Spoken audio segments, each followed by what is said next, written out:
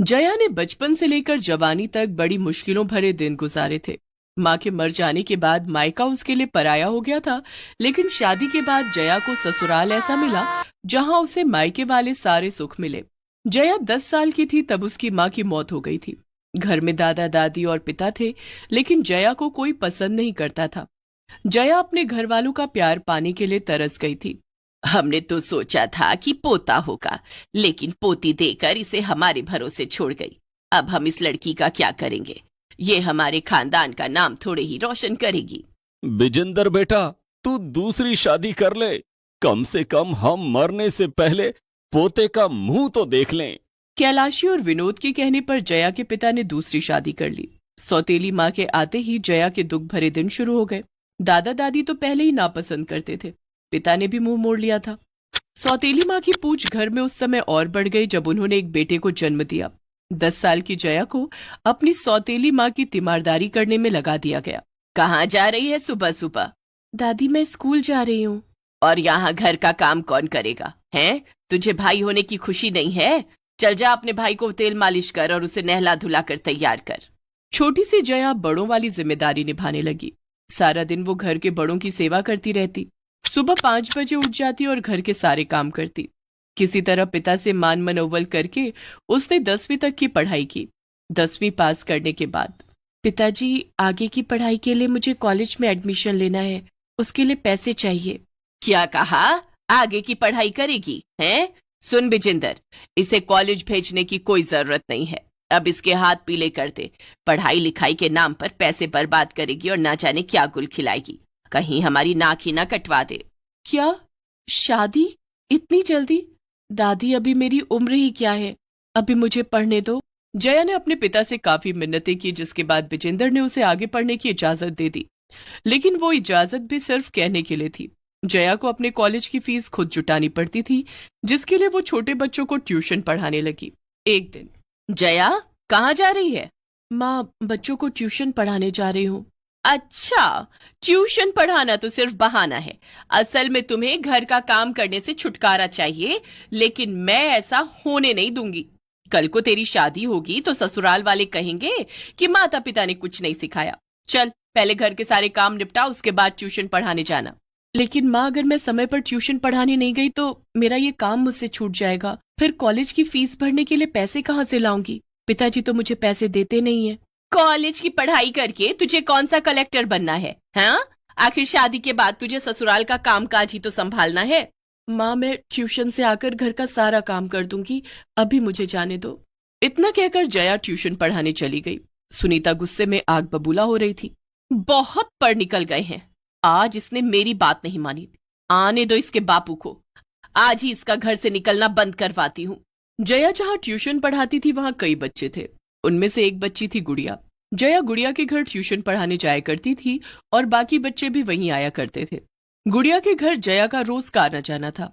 गुड़िया के घर वाले जया को बहुत पसंद करते थे। जया को तो पता भी नहीं था कि गुड़िया के घर वाले गुड़िया के चाचा रवि से उसकी शादी करवाना चाहते थे।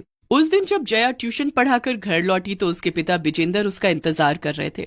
सौतेली माँ सुनीता ने विजेंदर को जया के खिलाफ काफी भड़का दिया था। आ गई तू? कहाँ गई थी? पिताजी, मैं बच्चों को ट्यूशन पढ़ाने गई थी। अपनी माँ के मना करने के बाद भी तू ट्यूशन पढ़ाने गई? पिताजी, कॉलेज की फीस भरनी है, इसके लिए पैसे चाहिए, इसलिए मैं ट्यूशन पढ़ाना नहीं छोड़ सकती। तो आज मैं तेरी फीस की टेंशन दूर कर देता हूँ। क्या? पिताजी, आप मुझे फीस के लिए पैसे देंगे? नहीं, ना तू कॉलेज जाएगी और ना ही होगी फीस की टेंशन। नहीं पिताजी, ऐसा मत कहिए। विजेंदर ने जया का हाथ पकड़कर उसे उसके कमरे में ले जाकर पटक दिया और बाहर से दरवाजा बंद कर दिया। कान खोल कर सुन ले जया, कल तुझे देखने के लिए लड़के वाले आ रहे हैं। अब तो इस कमरे से तभी बाहर कदम रखेगी, अब इस घर से तेरी डोली ही उठेगी। जया रात भर रोती रही और अपनी माँ को याद करती रही। माँ, माँ, तुम मुझे छोड़कर क्यों चली गई? मुझे भी अपने साथ क्यों नहीं ले गई? पिताजी तो मेरी एक नहीं सुनते, घर में कोई मुझे प्यार नहीं करता। जया रोते रोते सो गई। किसी ने उसे खाने के लिए भी नहीं पूछा। दूसरे दिन सुनीता ने जया के कमरे का दरवाजा खोला और उससे कहा, जया, लड़के वाले आते ही होंगे, तू जल्दी से तैयार हो जा। जया समझ गई थी कि अब उसकी सुनने वाला कोई नहीं है। वो नहा धोकर तैयार हो जाती है। कुछ देर के बाद लड़के वाले आ जाते हैं। जया जब लड़के वालों के सामने आई तो हैरान रह गई। लड़के वाले कोई और नहीं बल्कि उसके स्टूडेंट गुड़िया के माता पिता थे, जो गुड़िया के चाचा रवि के लिए जया का हाथ मांगने आए थे।